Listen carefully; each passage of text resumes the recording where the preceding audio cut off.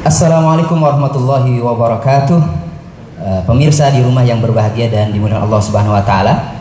Saatnya sekarang saya informasikan pemenang kuis kemarin malam. Tapi sebelum pemenang kuis saya informasikan, saya ada pantun sejenak buat para pemirsa yang sedang menonton di rumah. Begini pantunnya. Jika melihat kawanan lebah, ya, jangan ditangkap dengan kedua tangan. Cakep. Hanya kepada Allah lah kami menyembah dan hanya kepada Allah lah kami memohon pertolongan. Mantap. Baik, pemirsa dan penonton di rumah, saya akan informasikan pemenang kuis kemarin malam dengan dua pertanyaan. Ya, pertanyaan yang pertama adalah sebutkan dua syarat ibadah, dan pertanyaan kedua juga sebutkan dua syarat isti'anah. Pemenangnya adalah Eli di Kebayoran Baru. Ya, Eli di Kebayoran Baru menjawab dua syarat ibadah, yaitu mahabbah atau dipenuhi dengan cinta dan tunduk menyembah kepada Allah. Kemudian dua syarat isti'anah, yaitu percaya dan bersandar hanya kepada Allah Subhanahu wa taala saja. Baik, selamat untuk Eli di Kebayoran Baru. Dan selanjutnya kita akan ikuti pertanyaan yang akan disampaikan oleh guru kita Dr. Amir Faisal Fat. Tapi sebelum disampaikan pertanyaannya, mohon disimak untuk penonton di rumah agar bisa menjawab melalui live chat di YouTube Akal Islamic Center dengan mencantumkan nama, kemudian domisili, nomor handphone, serta akun sosial media. Langsung saja kepada Abi Amir untuk menyampaikan pertanyaannya. Silakan Abi. Ya, Abi, dengarkan teman-teman semua. Abi ingin menanyakan, nih, ketika jiwa kehambaan tertancap dalam jiwa, sebutkan 3 perbuatan yang pasti dia akan kerjakan dalam sehari-hari, dalam hidupnya sehari-hari. Ketika jiwa kehambaan tertancap dalam jiwa, dia akan melakukan 3 hal dalam perbuatannya sehari-hari. Apa saja 3 hal itu? Sebutkan. Semoga Allah berkahi. Baik, terima kasih Abi Amir yang telah menyampaikan pertanyaannya. Langsung dijawab lewat live chat YouTube Akal Islamic Center. Jangan lupa cantumkan nama, kemudian domisili, nomor handphone, dan akun sosial media. Jangan lupa juga sertakan hashtag jawabanku. Ku-nya menggunakan QU, jawaban QU. Oke, baik. Saya ada pertanyaan pakai Abi Amir. Tadi kan kita membicarakan masalah tentang uluhiyah dan rububiyah. Nah, kenapa juga di dalam doa Sayyidul Istighfar itu menggunakan Allahumma tapi ditambahkan anta robbi. Ada Allahumma tapi anta robbi, kemudian la ilah lagi gitu. Bagaimana tuh penjelasan itu? Oke. Silakan, atau saya yang menjawab nih? Saya juga nggak tahu, makanya saya nanya. Ini kan bacanya Allahumma anta rabbi. Iya. Jadi menggunakan 2 isim ini. 2 isim ya. Karena yang akan diminta ini berat banget. Oh, makanya Sayyidul Istighfar. Faghfirli kan ujungnya nanti. Iya. Sayyidul Istighfar. Jadi ini sebuah permohonan ampun terhadap kesalahan kita yang bersifat ubudiyah dan kesalahan kita yang bersifat isti'anah. Dua-duanya kita minta ampun. Misalnya, ya Allah, aku salah mencintai, ya Allah, aku keliru berharap, ya Allah, aku pernah salah bersandar, aku juga salah takut. Ini minta ampun kepada Allah. Oke. Karena sementara yang berkaitan dengan Rabbani anta rabbi la ilaha illa anta khalaqtani, itu diakui. Itu Rabbi. Iya. Khalaqtani wa ana abduka. Ini semua terkait dengan peristiwa di mana dosa yang pernah kita lakukan, terkait misalnya kita salah minta rezeki, gitu ya, salah cari lembaga pendidikan, salah cari contoh pendidikan, gitu ya. Kemudian kita telah memperlakukan makhluk seakan-akan di pencipta kita, gitu, dan seterusnya. Ini dosa ini tanpa kita sadari banyak sekali. Nah, inilah kenapa dikatakan Sayyidul Istighfar, karena kita bermohon kepada Allah dengan 2 asma. Oke. Dan itu berlapis-lapis. Memang kalau membaca itu nikmat sekali. Berarti afdol juga dong ketika kita satu sisi kita menghamba kepada Allah, kemudian kita juga memohon pertolongannya dengan doa tadi. Iya. Afdolnya paling afdol. Iya. Atau ada lagi jawaban lain? Ustaz Abiar mungkin menambah. Allahumma pujian, anta robbi pujian, falaktani pujian, semua pujian, ujungnya ampuni aku. Jadi semakin banyak pujian, lalu minta yang kita inginkan. Oke. Puas? Tapi ada satu lagi saya yang mengganjal. Ini masih banyak. Oh iya itu banyak banget. Ya udah besok ada pertanyaan lagi. Besok kan masih iya kan Abu ya kan Astain. Ya. Masih Allah. Ada lagi masih puluhan pertanyaan saya yang masih mengganjal dalam pikiran saya. Terima kasih. Ya, terima kasih. Assalamualaikum Pak Kiai.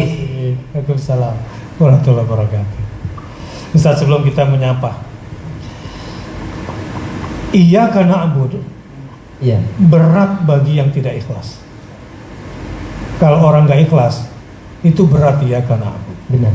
Sementara isti'anah wa iyyaka nasta'in ringan bagi yang tidak ikhlas. Ini kalau ada orang nggak ikhlas nih, isti'anah ke Allah juga ringan dia. Iya. Nah, maka kata Ibnu Qayyim, ibadah akan mudah dilakukan oleh orang yang ikhlas saja. Sedangkan isti'anah mudah dilakukan oleh orang yang ikhlas dan yang tidak ikhlas. Iya. Itu hal yang paling mendasar. Benar. Tapi kayaknya masih di awang-awang nih teori. Karena isti'anah kan minta aja.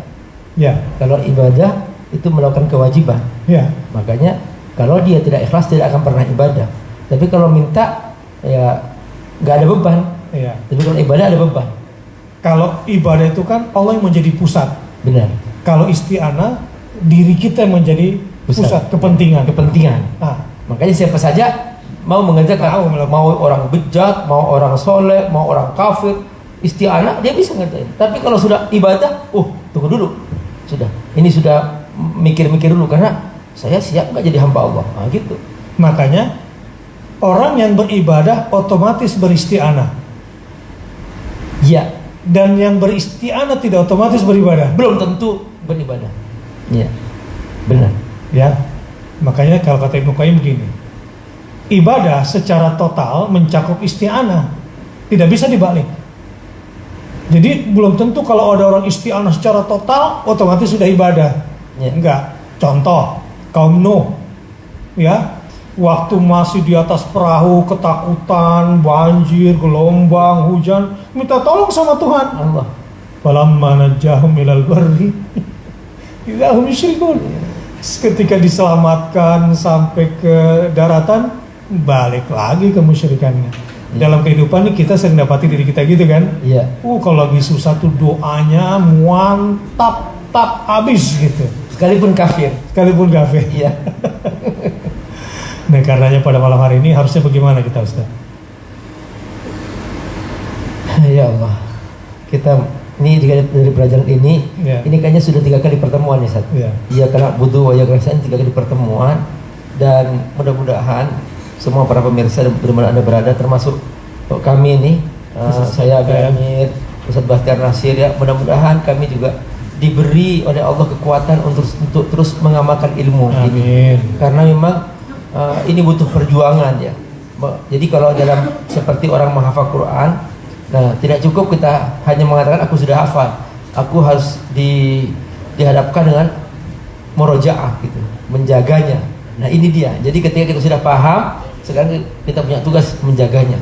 Kalau untuk paham, boleh jadi ya gampang lah. Seperti gini, punya rumah gampang, tapi menjaga rumah perjuangan seumur hidup.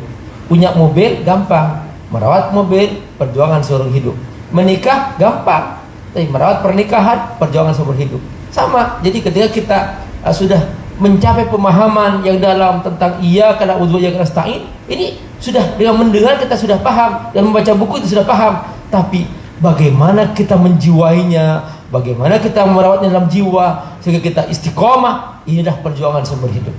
Allahu Akbar. Jadi ibadah itu lebih sempurna daripada isti'anah. Iya. Itulah makanya ibadah didahulukan baru isti'anah. Isti'anah. Baik, saya akan menyapa saudara-saudaraku yang di Turki, Jerman, Azerbaijan, Tambania, Korea, Lakemba, Sydney, Malaysia, Taiwan, Brunei, Malang, Jepara, Bandung, Bengkulu, Kebumen, Gresik, Bekasi, Purwakarta, Tegal, Semarang, Depok, Tonra, Ponorogo, Probolinggo, Madiun, Bogor, Jogja, Klaten, Pontianak, Padang Sidempuan, Banten, Madura, Subang, Brebes, Surabaya, Batam, Padang, Bangka, Belitung, Banda Aceh, Cirebon, Bagan Siapi-Api, Tasik, dan seterusnya. Dari Muslim TV, izin bertanya Ustaz, ayat iyyaka na'budu wa iyyaka nasta'in merupakan perwujudan ikrar seorang hamba untuk beribadah, mengesahkan serta patuh hanya kepada Allah Subhanahu wa taala. Bagaimana jika ayat ini sekedar dibaca atau diucapkan di mulut saja dalam sholat tanpa masuk ke hati atau mengetahui makna esensi dari ayat ini? Apakah sholat kita masih diterima? Jawabannya, secara syariat diterima. Ya, Benar. bahkan sholatnya orang fasik pun diterima. Iya. Tetapi persoalan lain itu muncul nanti. Apakah sholatnya ini sempurna atau tidak sempurna? Apakah sholatnya ini nanti khusyuk atau tidak khusyuk? Apakah sholatnya ini memberikan dampak apa? Inna sholata tanha anil fasya wal munkar. Nah, ini hal-hal yang mungkin tidak didapatkan seutuhnya dari orang-orang yang tidak sungguh-sungguh mempelajari, menghayati, meyakini bacaan yang dibacanya. Jadi sholat itu 2 tahap. Tahap pertama ada usholat fikhan, yaitu pertama melaksanakan sholat secara fikih. Ketika dia sudah melaksanakan sholat secara fikih, semua rukun-rukunnya, semua bacaannya sudah dibaca secara zahir, secara jasmani dibaca, faqad shahhatis sholat, sholatnya sudah sah secara fikih. Terus, tapi ada tahap yang kedua, yaitu ada usholat khusyu'an. Makanya wa innaha lakabiratun illa al-khasyi'in. Salat ini terasa berat kecuali bagi orang yang khusyuk. Nah, untuk merasakan khusyuk itu butuh penjiwaan seperti ini. Nah, dari sini kemudian dari tahap kedua ini akan lahir yang Allah pastikan, inna sholata tanha 'anil fahsya'i wal munkar. Jadi, ketika seorang sudah mencapai level tahap kedua itu, bahwa dia benar-benar menjiwai setiap ayat tadi itu dipahami sebagai ikrar kepada Allah, ikrar kehambaan kepada Allah, maka begitu selesai sholat, tanha anil fahsya wal munkar, dia tidak mungkin berbuat fahsya. Fahsya ini apa? Dosa yang membahayakan diri sendiri, seperti mabok fahsya, berzina fahsya. Munkar, dosa yang membahayakan orang lain, mencuri, membunuh, menipu, itu munkar. Orang sholat tidak mungkin melakukan itu. Tapi ketika seseorang ternyata hanya melaksanakan sholat secara fikih, ini yang banyak. Akibatnya apa? Selesai sholat korupsi, selesai sholat berzina, selesai sholat menipu, nggak pernah lepas dari situ. Kenapa? Karena dia tidak menjiwai makna itu secara utuh. Nastaghfiruka wa natubu ilaik. Itu dari Desi di Kebon Jeruk. Sekarang dari Ahmad. Assalamualaikum Ustaz, dari Depok mau nanya, gimana kalau ada orang baca Al-Fatihahnya pakai Alhamdulillahi Rabbil Alamin, bukan Alhamdulillah. Katanya itu karena kebiasaan bahasa daerahnya juga. Ustaz. Ini biasanya orang Pakistan. Oh ya, gimana? Ini bahasa Urdu tuh gitu, bahasa Urdu. Ya. Bahasa Urdu tuh nggak bisa bilang Robbi. Rabbal Alamin terus gitu. Iya. Iya, itu bahasa Urdu sering kali begitu. Rabbal Alamin, Rabbal. Secara nahu salah. Iya. Tetapi secara pesan sampai.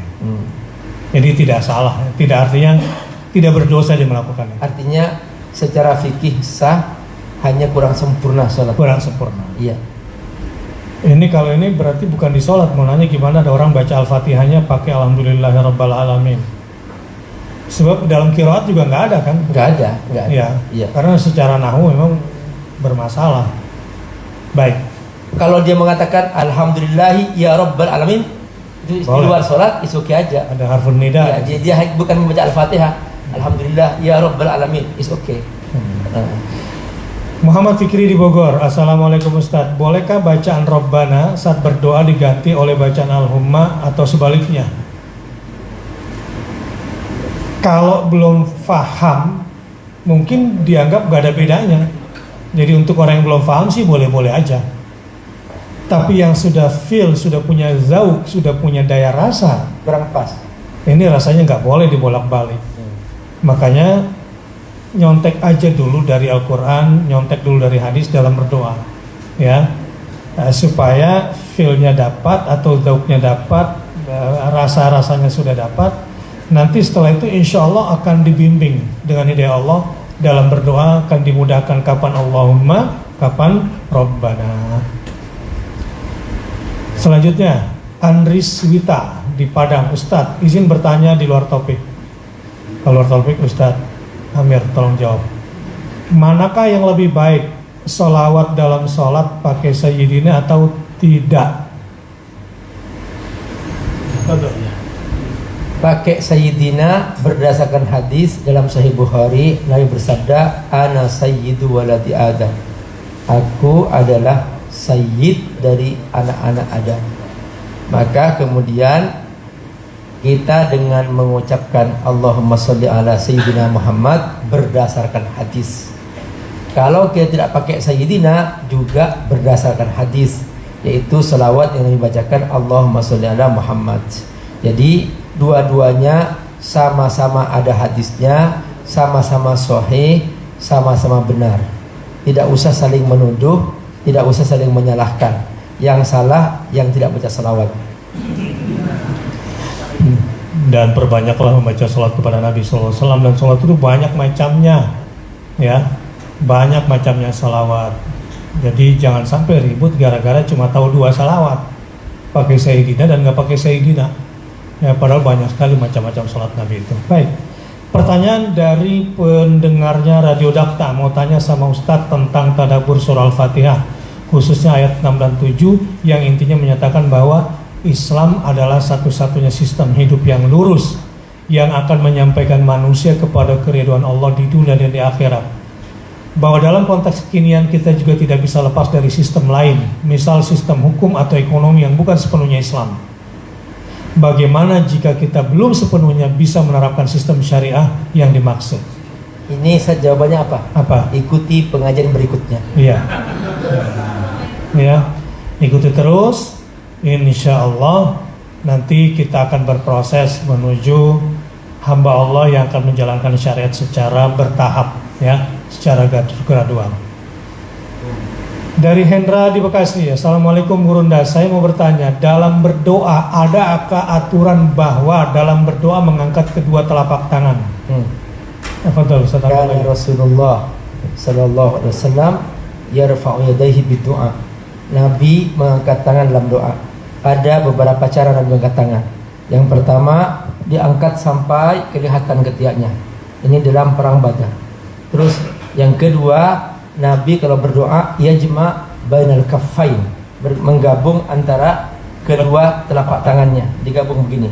Dan tapi tidak ada riwayat Nabi berdoa gini, kayak orang malas. Amin. Amin. Ini orang malas nih gitu.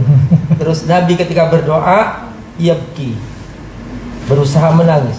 Fa illam tabki fatabakau.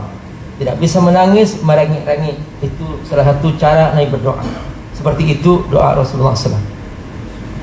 Baik, jelas Hendra di Bekasi. Jadi angkat tangan juga tinggi, bahkan di sholat istisqa kan ya? Iya, benar. Tinggi sekali diangkat tangannya, dan itu menggambarkan kesungguhan pengujian kepada Allah Subhanahu wa taala. Ya, menunjukkan kekhusyuan dan keseriusan dalam meminta kepada Allah serta merendahkan diri kepadanya. Ini dari Akil. Bagaimana memutus dosa jariah? Waduh, ada amal jariah, ada dosa jariah. Kalau ketika semasa hidup bisa di-cover dengan perbuatan baik, bagaimana setelah ia mati? Kalaupun ia memiliki amal jariah, bukankah menjadi tumpang tindih dengan bukankah menjadi tumpang tindih segala amalnya? Ya, dan nanti ada istilah yang bangkrut sama yang gak bangkrut ini. Iya, ini ada 3. Ya. Pertama, tobat. Yang kedua, islah. Ketiga, bayar. Jadi dia benar-benar berjanji bertobat, tidak akan mengulangi lagi. Yang kedua, dia memperbaiki apa yang telah dilakukan di dosa-dosa itu. Yang ketiga, karena sudah terlanjur diikuti banyak orang, dia harus melakukan bayar. Makanya kata Allah apa? Illal ladzina tabu wa aslahu wa bayyanu. Dia harus menge-share di semua grup WhatsApp bahwa aku pernah melakukan ini pada tahun sekian, pernah mengatakan ini pada tahun sekian, pernah berfatwa seperti tahun sekian, itu ternyata pendapatku salah, mohon jangan diikuti. Sekarang aku sudah pindah ke pendapat ini yang menurut aku benar, harus begitu.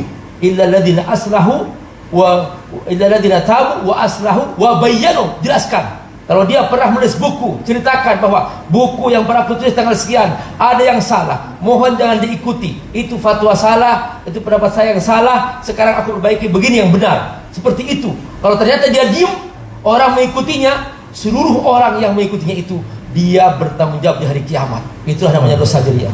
Iya. Lanjut pertanyaan setelahnya. Rahmat Sugiarto, Assalamualaikum Ustaz, izin tanya. Apakah boleh seorang muslim bikin marga atau klan sendiri yang mana klan itu memiliki arti orang beriman yang berguna bagi muslim lain serta menjunjung tinggi kejujuran? Oh, Ini Ustaz. ya. Ustaz. Ini berarti bikin apa nih, semacam geng gitu ya? Geng baik tapi ini, ya, Bukan geng motor ya. geng motor. Jadi mungkin ada bayatnya di sini, bahwa kalau klan kita ini atau geng kita ini, marga kita ini adalah orang yang beriman yang berguna bagi muslim lain serta menjunjung tinggi kejujuran. Ya, saya kira sebagai sebuah tekanan, ya. Tapi semua akhlakul karimah boleh dilakukan, hanya saja barangkali dia mengambil tekanan khusus di sini ya, karena barangkali di geng ini, di kelompok ini, di komunitas ini sedang berhadapan dengan ketidakjujuran, ya, sedang berhadapan orang beriman yang kurang berguna, maka ini menjadi sebuah gerakan sendiri. Jadi kalau istilahnya para ulama, la musyahata fil asma wal istilah. Gak ada apa-apa dalam mustalah dan asma selama tidak melanggar syariat, selama tidak bertentangan dengan syariat, tidak ada salahnya di situ. Ya, misalnya ketika Muhammadiyah lahir, ya, kan ada istilah TBC. Ya. Ya, jadi fokus dakwah Muhammadiyah pada saat itu pada menghadapi T-nya apa? Tahayul. B-nya apa? Bid'ah. Oh. C-nya apa? Khurafat. Oh. Nah, itu di mana Kiai Haji Ahmad Dahlan dan komunitasnya Ya. itu berhadapan dengan itu. Yo, subhanallah. Maka jadilah seperti Muhammadiyah yang sekarang, walaupun perkembangannya pendidikan dan kesehatan serta sosialnya juga berkembang. NU juga begitu, berhadapan dengan tekanannya kepada masyarakat tradisional dengan masalah-masalah ubudiyah ya Ustaz ya. Benar. Nanti mulai berhak berbicara kalau ini. Iya. Ya. Masya Allah. Jadi punya tekanannya sendiri. Ormas-ormas Islam juga begitu. Ya. Kalau AKL tadabur. Tadabur. Ya, gitu. Ya. Itu namanya apa? Geng tadabur saja. Klannya. Baik, lanjut. Dari Mas Ran Abdul Muin. Apakah Allahumma tidak boleh digunakan untuk kebaikan duniawi? Kalau ditanya Allahumma tidak boleh, ya boleh-boleh saja, nggak ada masalah. Tadi digabung. Allahumma rabbana atina fid dunya hasanah wa fil, seperti itu. Boleh, Iya. nggak masalah itu. Hanya saja memang mayoritas redaksi-redaksi Allahumma ini terkait dengan masalah-masalah ruhiyah, masalah-masalah keimanan, masalah-masalah gaib yang terkait dengan surga dan neraka. Tetapi penggunaan itu untuk kepentingan dunia, bermohon kepada Allah Asma ini juga nggak apa-apa. Sekali lagi ambil contoh dari Al-Quran dan As-Sunnah saja. Lanjut. Allegrina Rebela Surviva. Assalamualaikum warahmatullahi wabarakatuh. Ustaz, mohon izin penjelasan penggunaan Allahumma dengan Allah ya Rabbi atau Rabbana. Nah, tadi sudah kita jelaskan ya. Sama, insya Allah. Lanjut. Elis di Cengkareng. Assalamualaikum Abi Ustadz. Mau tanya, bagaimana kiat agar diri kita selalu merasa dalam pengawasan Allah? Karena seringkali kita lupa dengan apa yang kita lakukan adalah hal yang Allah benci. Oh, jadi ini seringkali lalai sehingga yang dikerjakan adalah yang dibenci Allah. Nah, bagaimana caranya agar terasa dalam pengawasan Allah? Muraqabatullah.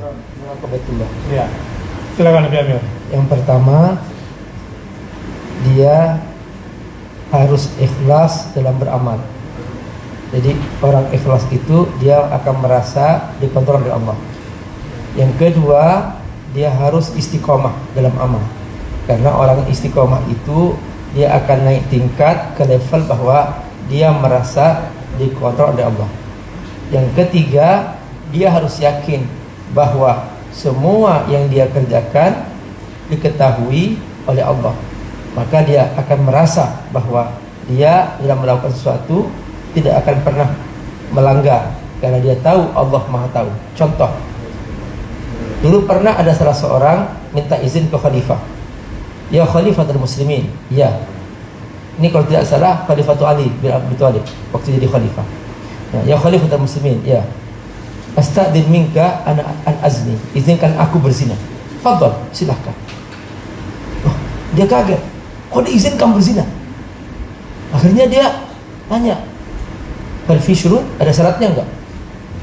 Nah, lalu kemudian khalifah mengatakan, "Ibhas an makanin la ya'rifuhu Allah."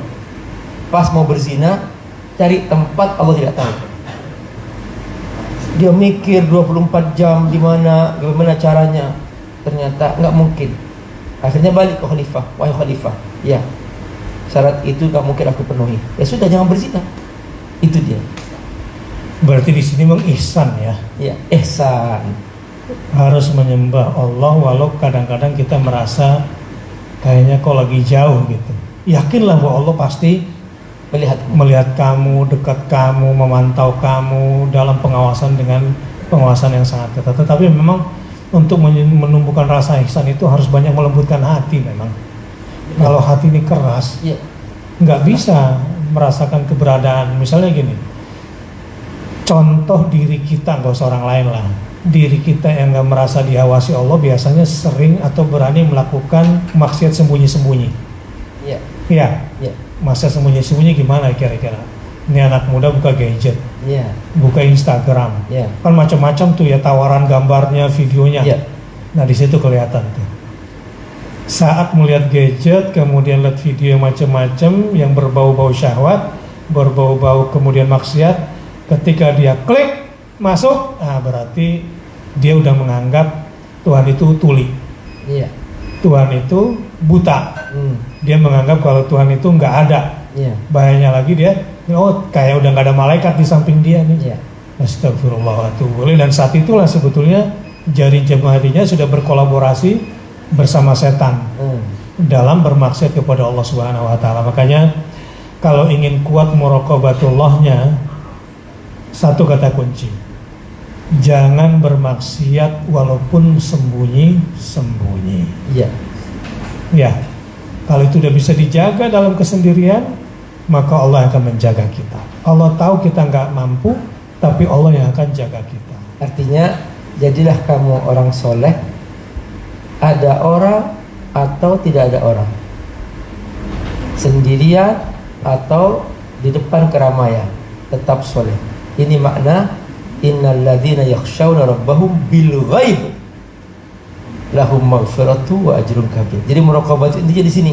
Dia takut kepada Allah di saat tidak ada orang. Apalagi banyak orang, maka dia akan dapat ampunan dan dapat surga. Dan satu lagi Ustaz, kalau boleh saya perkuat, perbanyak amal soleh tersembunyi. Iya. Itu yang namanya al-khabi'ah. Ada namanya Seperti amal tahajud ya. al-khabi'ah. Ya, seperti tahajud, Tahajud, sedekah. mendoakan saudara, sebut namanya satu-satu tanpa dia ketahui, ya. Jangan diberitahukan. Jangan diberitahu. Doakan aja gitu. Bersedekah atas nama orang itu, ya, memberi untuk ke orang lain lewat jalur yang tidak diketahui, gitu Benar. ya. Al-khabi'ah itu tudfi ghadabar Rabb. Jadi kalau orang suka bersedekah sembunyi itu bisa memadamkan api kemurkaan Allah Subhanahu wa taala. Karenanya kalau ingin selalu muraqabatullah, perbanyak sembunyikan amal soleh. Insya Allah semakin kuat ilmu muraqabahnya nanti. Masya Allah. Semoga Allah mampukan kita ke sana. Lanjut, sekarang dari mana nih pertanyaan? Ya, dari Umriti. Ustadz, adakah korelasi iyyaka na'budu wa iyyaka nasta'in dengan khauf dan raja? Tentu sangat kuat kaitannya, ya. Walaupun khauf itu kembali ke Maliki Yaumiddin, raja kepada Ar-Rahman Ar-Rahim, tetapi iyyaka na'budu itu kan mencakup seluruh kata sebelumnya.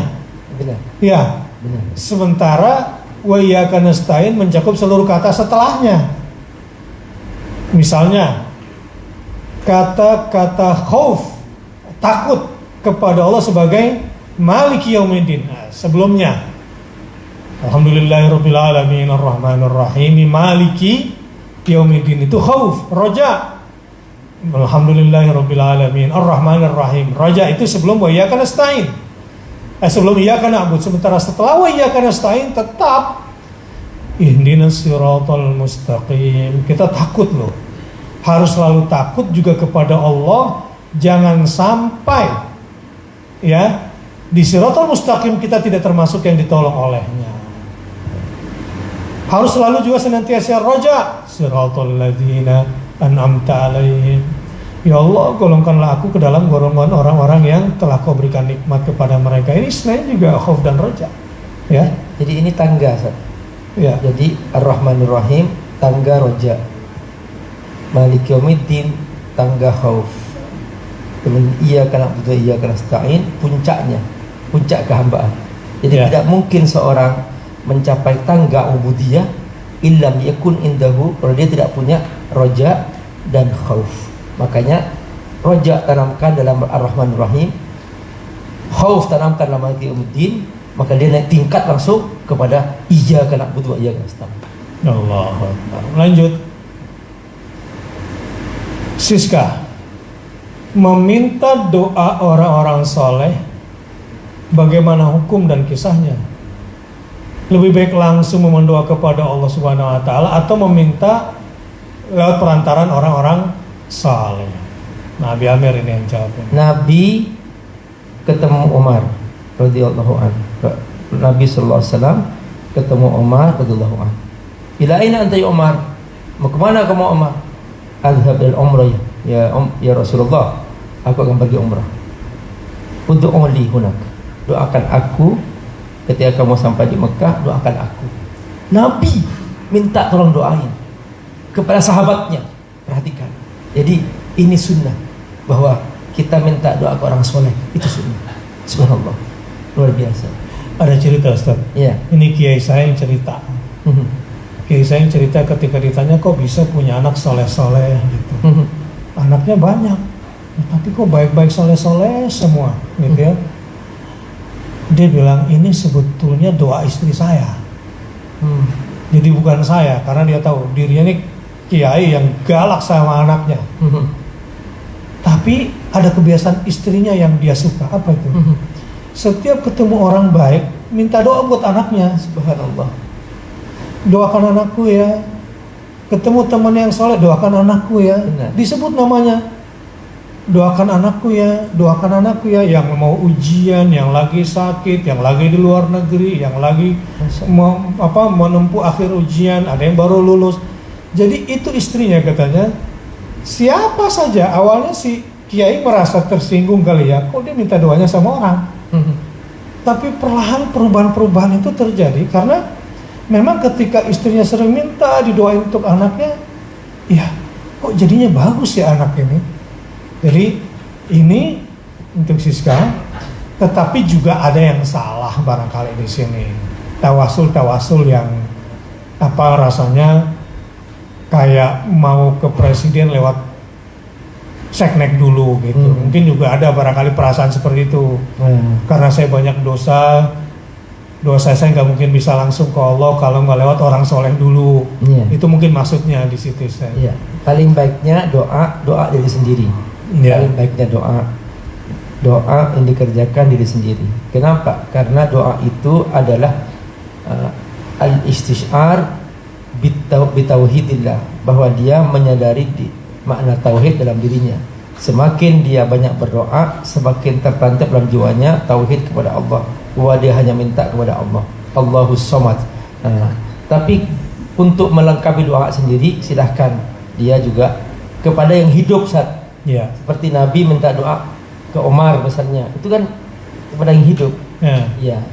Jadi kalau yang seperti ini yang istilahnya yang dicontohkan oleh Rasulullah SAW. Wa idza sa'alaka 'ibadi anni fa inni qarib ujibu da'watad da'i idza da'a.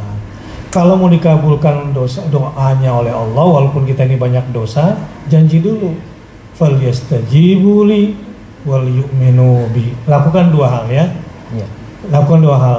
Jalankan semua apa yang Allah perintahkan, apa yang Allah mau, ya, dan berimanlah kepada Allah. Setelah itu mintalah kepada Allah. Insya Allah dikabulkan. Baik. Dari Husnul Bidayah di Bogor, Ustadz, bagaimana tips agar mudah menghafal dan mentadaburi Al-Quran? Terima kasih. Penonton setia Umat TV, Masya Allah, luar biasa. Abi Amir. Ini ngeling juga ke Umat TV. Iya, Umat TV. Oh gitu. Iya. Jadi Ustadz juga ditonton oleh penggemarnya Umat TV. Ya Allah. Apa jawabannya Ustadz? Tips agar mudah menghafal dan mentadaburi Al-Quran. Kalau menghafal, satu, punya kemauan yang kuat. Dua, mulai hari ini. Ketiga, tentukan target harian. Keempat, tentukan guru untuk nyetor. Kelima, lakukan murojaah. Itu aja. Kalau untuk menghafal. Kalau tidak punya kemauan, gak akan mungkin. Nah, tapi kalau sudah punya kemauan, yang lain akan ikut itu. Yang kelima itu. Kalau untuk tadabbur, itu bagian Ustadz. Tapi begini, saya nggak udah selesai jawabannya. Kemarin saya canda sama Agim. Iya. Canda tentang suami yang hafalannya pas-pasan. Ngebayangin nih 2 bulan. 2 bulan si istri bermakmum ke suaminya. Anak-anak juga bermakmum ke suaminya. Ini dalam suasana wabah corona. Wabah corona ini. Suami ini hafalan pas-pasan. Ini Ya. sekarang tuh banyak imam-imam terpaksa. Rakaat pertamanya inna atoina. Rakaat keduanya al-ikhlas. 5 waktu itu terus. Sehingga si istri pas bilang nih, inna atoina lagi. Belum sholat udah kesel duluan. Imam inna atoina. Bayangkan betapa tersiksanya si istri 2 bulan bermakmum sama imam inna atoina. Ini candaan di antara kita, ya. Ini buat para suami, ya, buat anak-anak muda. Ini kesempatan hari-hari ini, ya, tambah hafalannya. Jangan sampai dapat gelar imam inna atau inna. Insyaallah. Baik. Tadi Abi Amir sudah menjelaskan.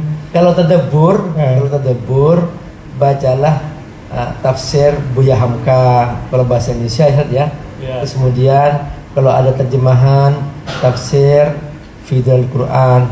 Kemudian yang paling fokus tadabbur tulisan Ustadz Bakhtiar Nasir. Nih, itu semua tafsir-tafsir itu diringkas dalam buku yang diterbitkan oleh Ustadz Bakhtiar Nasir, itu buku tentang tadabbur. Itu saja. Jadi pokoknya ingin tadabbur cari gimana? Beli buku Kiai Haji Ustadz Bakhtiar Nasir.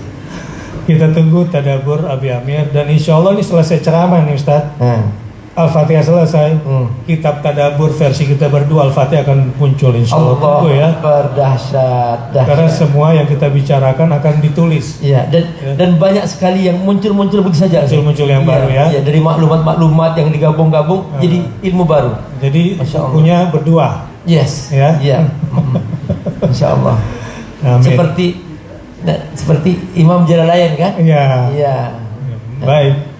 Jadi kalau gitu, jadi di sini ya mudah-mudahan dapat berkah ya, dan ikuti terus acaranya. Tapi coba sekarang kita baca doa giliran antum. Saudaraku rahimakumullah, mari kita baca istighfar semua. Astaghfirullahaladzim. Astaghfirullahaladzim. Astaghfirullahaladzim. Hamdan syakirin, hamdan na'imin, hamdan yuwafi ni'amahu kafi mazidah. Ya Rabbana lakal hamdu kama yanbaghi li jalali wajhikal karim wa azimi sultanik. Allahumma ighfir lana dhunubana wa kaffir anna sayyi'atina. Amin. Wa tawaffana ma'al abrar. Amin. Allahumma arzuqna fahman nabiyyin. Amin. Wa hifdzal mursalin. Amin. Wa ilhamal malaikatil muqarrabin. Amin. Birahmatika ya arhamar rahimin. Amin. Ya hayyu ya qayyum. Amin. Birahmatika nastaghits. Amin. Allahumma inna hadzal waba jundun min junudika Subhanaka ya Rabb. tusibu biha man tasha Subhanaka ya Rabbana. wa tasrifuha amman tasha. Subhanaka ya Rabbana. Allahumma fasrifu anna Amin. wa an buyutina Amin. wa an ahlina Amin. wa azwajina Amin. wa dararina Amin. wa biladina Amin. wa biladil muslimin. Amin. واحفظنا آمين. مما نخاف ونحذر Amin. فأنت خير حافظا Amin. وأنت أرحم الراحمين. Amin. Ya Allah, Amin. kami dikepung dengan wabah ini. Kami hamba-Mu tidak berdaya. Kami mohon Engkau Ya. menjaga kami. Ya. Kami mohon Engkau menjaga para dokter yang Amin. telah bersungguh-sungguh Amin. membantu saudara-saudara kami yang dikena wabah. Ya Rabbana. Ya Rabb, yang sedang dikena wabah sembuhkanlah ya Allah. Yang sudah meninggal jadikan mereka mati syahid ya Allah. Jadikan ini sebagai ampunan dosa bagi kami semua ya Allah. Ya Rabb, tidak ada niat kami untuk berpisah dari masjid ya Allah. Amin. Tidak ada niat kami untuk menjauhi masjid ya Allah. Amin. Kami merasa ya Allah rindu kembali ke masjid. Amin. Kami merasa rindu Ya kembali ke Masjidil Haram, Ya Rabb. mengunjungi rumah-Mu, Subhan. bertawaf di sana, Subhan. bersa'i di Mekah, Subhan. mengunjungi rumah Rasul-Mu, Ya Rabb. salat di Raudhah, Ya Rabb. di Masjid Nabawi. Ya Kami rindu ya Rabb. Ya Tapi semua ini terhalang oleh wabah ini ya Aunuka Allah. ya Rabb. Semua wabah ini makhluk-Mu. Aunuka ya Kami Rabb. juga makhluk-Mu ya Allah. Aunuka Wabah ya ini Rabb. tunduk kepada-Mu. Kami tunduk Aunuka ya kepada-Mu ya Allah. Hanya Engkau yang Aunuka ya bisa Rabb. mengusir dan menghilangkan wabah ini ya Allah. Aunuka ya Rabb. Ya Rabbal Alamin, kembalikan kami kepada habitat kami yang Ya Rabb. murni ya Allah. Ya. Kami kembali ke masjid Ya lagi, meramaikan masjid. Ya Rabb. Setiap hari salat berjemaah, setiap Ya. hari salat Jumat ya Allah.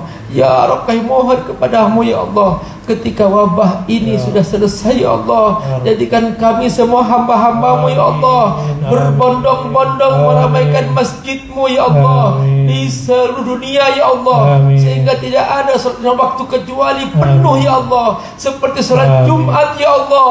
Kami mohon kepadamu ya Allah, Amin. selama ini masjid sering kosong ya Allah, sekarang begitu ada wabah kami rindu masjid ya Allah. Amin. Setelah wabah ini pergi, mohon kau gerakkan hambamu ini ya Allah, Amin. seluruh hambamu di muka bumi kembali ke masjid, meramaikan masjid, Amin. sehingga semua satu waktu seperti salat Jumat setiap pekan ya Allah. Ya Rabbal Alamin, ampuni kami jika selama ini kami khilaf, kami sering tidak khusyuk dalam salat kami, kurang bersungguh-sungguh mengagungkanmu ya Allah, kurang bersungguh-sungguh menjauhi maksiat yang Engkau larang ya Allah. Bimbinglah kami agar kami istiqamah ya Allah. Rabbana hab lana min azwajina wa dzurriyyatina qurrata a'yunin waj'alna lil muttaqina imama. Rabbana atina fid dunya hasanah wa fil akhirati hasanah wa qina adzabannar. Subhana rabbika rabbil izzati amma yasifun wa salamun alal mursalin.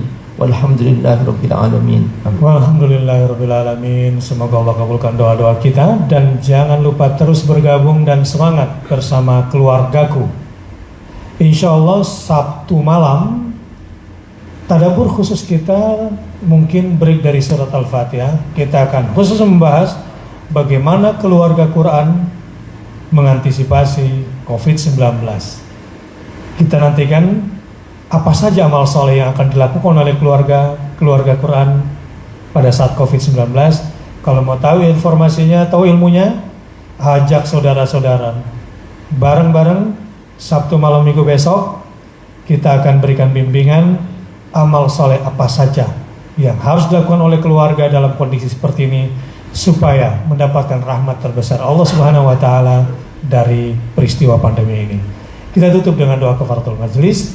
Subhanakallahumma wa bihamdika asyhadu an la ilaha illa anta astaghfiruka wa atubu ilaik. Wassalamualaikum warahmatullahi wabarakatuh.